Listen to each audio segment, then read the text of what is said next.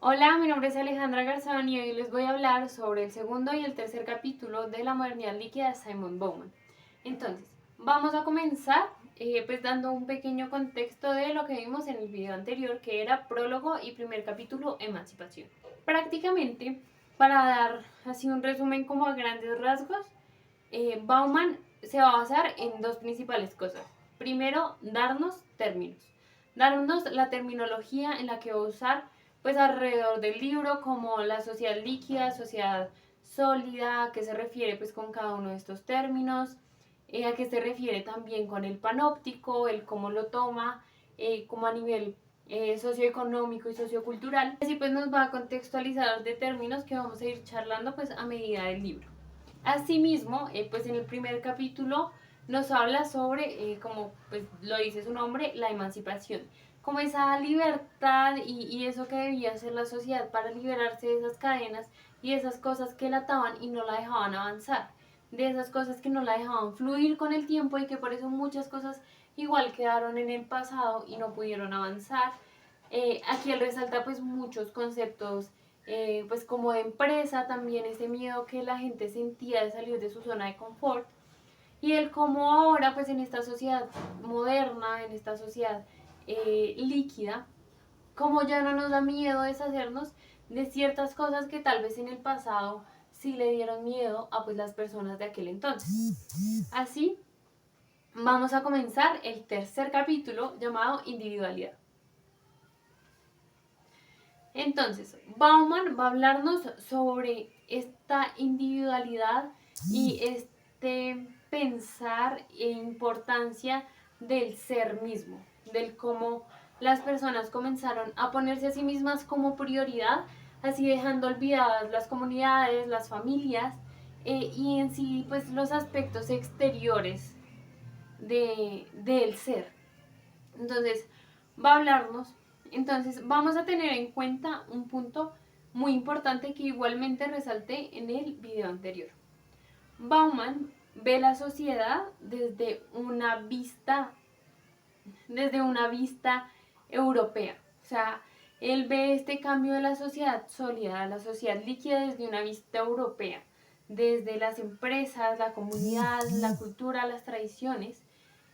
Y nosotros pues igual vamos a hacer el análisis y vamos a hacer una pequeña comparación con la sociedad latinoamericana que pues es en la que vivimos, en Colombia específicamente. Entonces él va a comenzarnos a hablar sobre cómo los jóvenes ya no buscan ni una pareja, ya no buscan o no quieren tener unos hijos, sino que buscan viajar, disfrutar la vida, irse del país y hacer su vida propia, sin importar si se quedan solos, sin importar si lo único que tienen a su alrededor es tal vez una mascota o pues tal vez cosas materiales y físicas.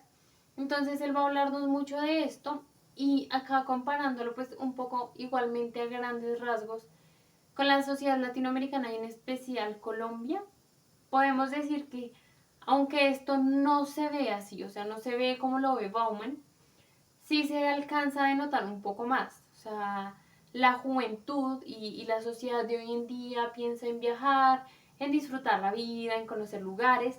Sin embargo, esto también lo pensamos en comunidad, pensamos en disfrutar en familia, en disfrutar con los amigos, en disfrutar con los hijos, con una pareja.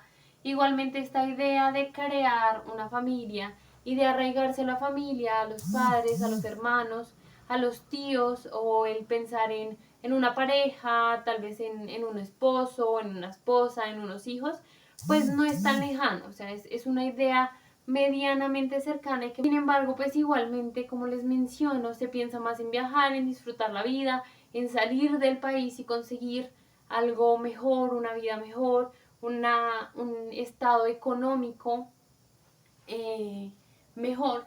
Entonces como que se denota un poco, sin embargo, no como lo describe Bauman. Así, él va a comenzar este segundo capítulo hablándonos de dos autores, Orwell y Huxley. Orwell, bueno, ambos nos van a dar como una perspectiva como como una premeditación a lo que va a ser el mundo y a lo que va a ser la sociedad. Entonces, Orwell nos habla de una sociedad que va a tener un camino un poco atroz, que va a tener un camino malo, lleno de necesidades, de miseria, lleno de la falta de compasión de unos por otros. En cambio, Huxley nos va a hablar sobre un mundo bueno, un mundo que podríamos decir tiene rasgos buenos, rasgos amables, donde las personas pueden cumplir sus sueños, tienen metas, siguen avanzando poco a poco y pues en sí todos están como en una comunidad buena, amena y confortable.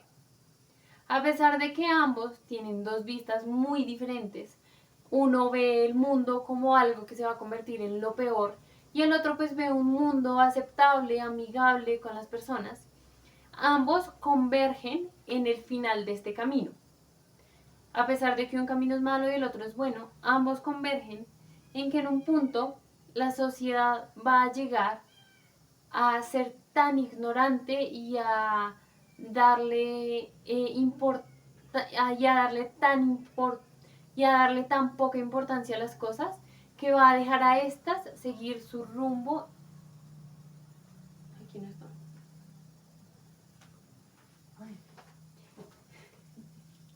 Que va a dejar a estas seguir su rumbo natural, no interferir, no buscar o mejorarlo o tal vez hacer algo más con esta cosa, con algo en específico, sino que va a dejarlo fluir, que sea lo que tenga que ser.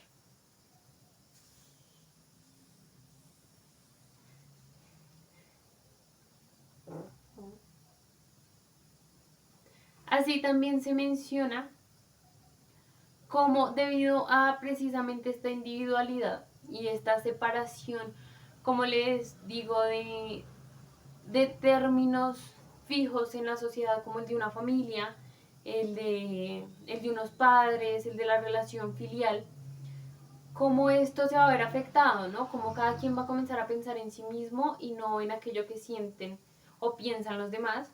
Y aquí pues sale esta frase en el libro y que me gustaría resaltar. Dice, la vida será una comedia para los que piensen y una tragedia para los que la sientan.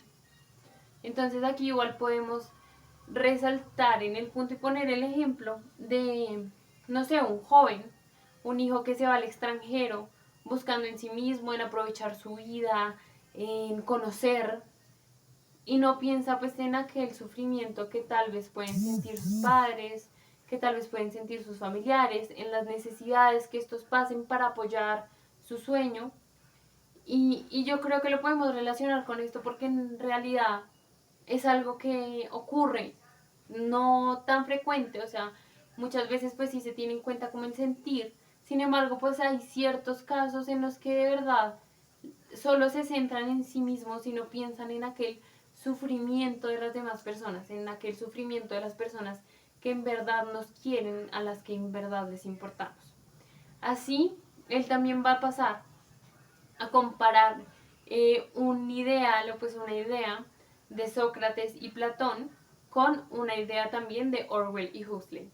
Entonces, Sócrates y Platón decían que no habría vida sin esclavos, que sí o sí en cualquier ámbito debía haber un esclavo, alguien que hiciera las tareas por alguien más a cambio de no tal vez bonificaciones, sino tal vez de un pago, tal vez injusto, tal vez justo, de servicios simplemente. O sea, una persona la cual sirviera a los demás a cambio de tal vez muy poco, probablemente muy poco, a través de tal vez un pago muy injusto comparado con su labor. Y por otro lado, Orwell y Huxley diría que no habría vida sin jefes. Aquí igual podemos correlacionarlo. Los jefes serían aquellos que mandarían a sus esclavos, como lo menciona Sócrates y Platón, aquellos que debían hacer labores, y pues el jefe no tendría problema en que los esclavos pues tuvieran problemas o, o pasaron un mal rato, sí, él estaba bien. Así entonces, pues igual va a resaltar que Marx hablaba de cómo las ideas de las clases dominantes iban a ser ideas dominantes. ¿Esto qué quería decir? Que usualmente las personas con mayor poder adquisitivo, con las más grandes empresas, cada idea que salía de ellos, cada idea que intentaban hacer surgir y prosperar, lo iba a hacer, precisamente porque iba con este estudio y con esa experiencia que ellos tenían. Así, Antonio Gramsci propone el término de Fordismo. Este, como podríamos suponer, sacado de pues, la fábrica de automóviles de Henry Ford. Entonces, ¿por qué Fordismo y por qué relacionamos esto con una terminología usada sobre todo en las clases dominantes y en la empresa? Bien, Henry Ford fue uno de los mayores exponentes y de los más grandes empresarios en lo que fue la modernidad. Así, él comenzó a crear precisamente este modelo industrial llamado Fordismo. ¿En qué constaba? Este constaba en que una persona tenía un lugar específico, una tarea específica que iba a hacer por todo el tiempo en el que trabajara allí. Y pues en esencial este también tenía como esa publicidad y en sí también como esa constancia en su empresa de que esa persona, de que aquella persona que comenzaba a trabajar en su fábrica iba a trabajar ahí hasta terminar su vida laboral. Así, él nos habla y pues también Bauman comenta como una anécdota de Henry Ford en la cual él duplicó el sueldo de sus trabajadores diciendo que él quería que sus trabajadores ganaran lo suficiente como para tener uno de sus autos. Esto más que una campaña publicitaria y más que algo para resaltar su aprecio hacia sus trabajadores, era, como lo menciona Bauman, como una cadena. ¿Una cadena para qué? Para que precisamente los trabajadores no se fueran y siguieran siempre en su empresa. Entonces, ¿esto qué quiere decir?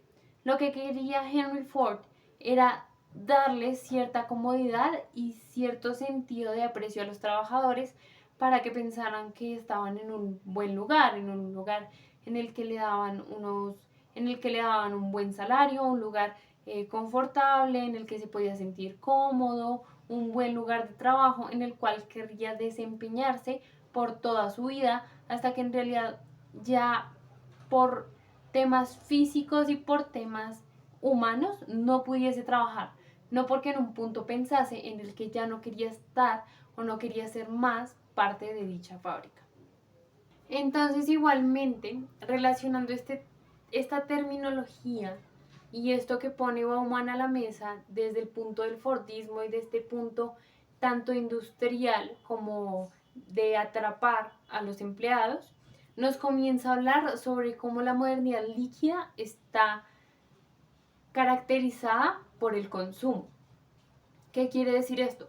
Que en realidad la modernidad líquida también es una sociedad y contiene una sociedad consumista que demuestra y quiere demostrar lo que es y lo que quiere ser por el poder adquisitivo y por lo que tenga. Siendo todo por el segundo capítulo, vamos a comenzar con el tercero,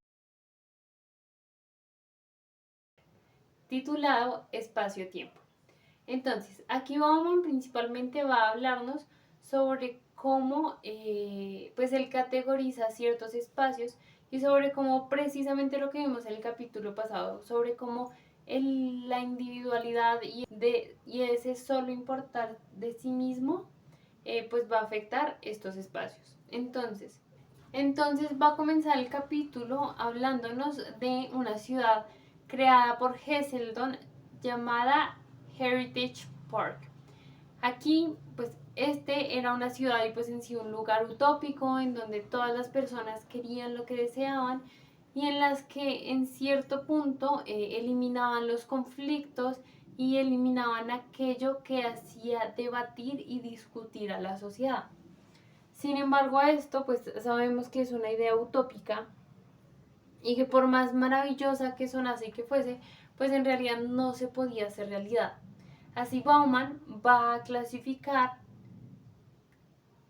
4 tipos de espacios o 4 tipos de lugares. Entonces vamos a comenzar por los no lugares. Los no lugares son aquellos lugares, valga la redundancia, donde se carece de comunicación, se carece de significado, de identidad o de alguna historia. ¿Esto qué quiere decir? Que en sí los no lugares son aquellos lugares en donde hay personas, hay comercio, hay un poder adquisitivo, hay un movimiento económico, sin embargo, pues no se entablan relaciones, no se entablan conversaciones o nada más allá que vaya de algunos minutos, tal vez incluso horas. Entonces acá podemos destacar lugares como aeropuertos, centros comerciales, estaciones de tren, estaciones de bus. Entonces nos habla esto, un lugar transitorio, un lugar pasajero, donde cada persona tiene su vida externa a eso, donde en realidad todos somos anónimos, todos somos una persona más, un número más, y no importamos tanto. O sea, no entablamos relaciones allí, no encontramos, no vamos, o pues su objetivo no es que encontremos amigos, pareja, algún tipo de relación, sino que el simple hecho es estar ahí. Tal vez haya muchísimas más personas, porque es lo que ocurre usualmente, pero pues uno en realidad no entabla ninguna relación con esas personas, ni tampoco le interesa entablarla. Así, vamos a pasar a los espacios émicos. Los espacios émicos son aquellos espacios en los cuales está la historia de la sociedad, la historia de aquella comunidad o de aquella cultura que vive ahí. Entonces aquí podremos tener cosas que hacen su identidad, cosas históricas, cosas que le han pasado a través del tiempo, eh, cosas que representan su cultura, cierta vestimenta, cierto tipo de comida, y así van y avanzan e influyen en la sociedad actual que vive allí. Por ejemplo, bien sabemos que pues aquí en Colombia tenemos varias raíces indígenas nativas, varias raíces africanas, y esto es lo que precisamente representa ese folclore, esa cultura y eso que viene desde los antepasados de aquel lugar. Aquí pasamos a los espacios fágicos. Estos espacios son espacios, describe y dice Bauman, de fascinación, de encanto. Esto quiere decir, y él se refiere a que son espacios en los que las personas se olvidan de sus problemas, se olvidan de la realidad, se olvidan de las cosas que son importantes. Para ellos es como que se desconectan del mundo en el que viven para entrar a este lugar. Aquí resalta que pueden ser eh, lugares con arte, lugares de reflexión, lugares para ver y apreciar la naturaleza, en los que están aislados y, por decirlo así, como descomunicados de aquel mundo lleno de preocupaciones o lleno de afanes, y se dan el tiempo para reflexionar, para pensar, para estar consigo mismos. Como les digo, igual en todo pues va relacionando como ideas, entonces igualmente pues va relacionando esto con la individualidad. Entonces estos son lugares en los que se trata de conectar un poco con el entorno, de conectar un poco consigo mismo, sin importar lo que esté pasando afuera, sin importar el problema que tenga, sin importar como aquella preocupación o aquella cosa que tuviese que hacer. Se desconecta de todo aquello y lo lleva como a un mundo mágico, un mundo utópico, donde solo existe él, ese lugar y ese momento. Aquí pasamos a los espacios vacíos, que están, o pues dice él, que no tienen como esa humanidad, ese sentido, esa identidad, sin embargo, pues que están dentro de una sociedad. ¿A esto a qué se refiere? Principalmente se refiere a edificios abandonados, sitios o ciudades industriales igualmente abandonadas, donde aquellas personas que van allá o viven cerca de dichos lugares se sienten aisladas, se sienten solas, ya que es como un lugar que carece de humanidad. No hay con quien entablar una conversación, con quien entablar una relación, solo hay soledad y construcciones hechas, claro, por humanos. Sin embargo, pues no hay quien habite o haga uso de ellas.